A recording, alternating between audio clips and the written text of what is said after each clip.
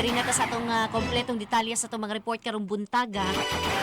Berita sa atong balitang lokal kay gikuhaan man kining mga miyembro sa task force sa Oplan Likay Landslide.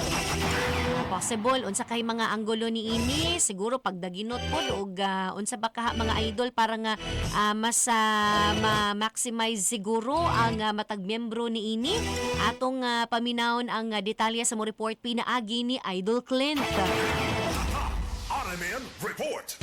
Gikunhuran o pito ka mga miyembro ang nasa 36 ka mga sakop sa kanhi Oplan Likay sa landslide sa kanhi administrasyon. Kini aron paspas ang pagkuha og assessment gikan sa Special Task Force. Di nakita usab sa mayor sa dakwan sa Subo nga si Mayor Raymond Alvin Garcia nga mas epektibo nga kunhuran ang mga miyembro og mga sakop niini og madali ang quorum. Giamindarang executive order ni Mayor Raymond Alvin Garcia di ang pito ka mga miyembro niini sa Special Task Force mao'y mohimo og assessment og rekomendasyon sa buot mutukod og commercial ug residential structures ngadto na sa kabukiran sa syudad sa Subo una i-process ang ilang mga permits. Ang maong Special Action Force maglangkob kini sa City Disaster Risk Reduction Management Office, City Planning and Development Office, Cebu City Mining Regulatory Board, Department of Engineering and Public Works, Office of the Building Official, Division for the Welfare of the Urban Poor, ug City Environmental and Natural Resources Office. Ang katurang region e dali na nato matawag, for example, Disaster Office, Planning Office, Mining Regulatory Board, DPW, OBO, DWOB, and SENDO.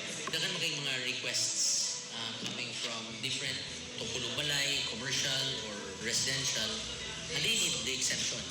So that's why tipunos na sa tayo. Report gikan sa Cebu City Hall alang sa FM Balita sa Buntag kini sa Idol Clinton Taco. Di kapugan sa mga tud sa mga nagunaw glapas nga mga balita. Tatak RMN, tatak IFM.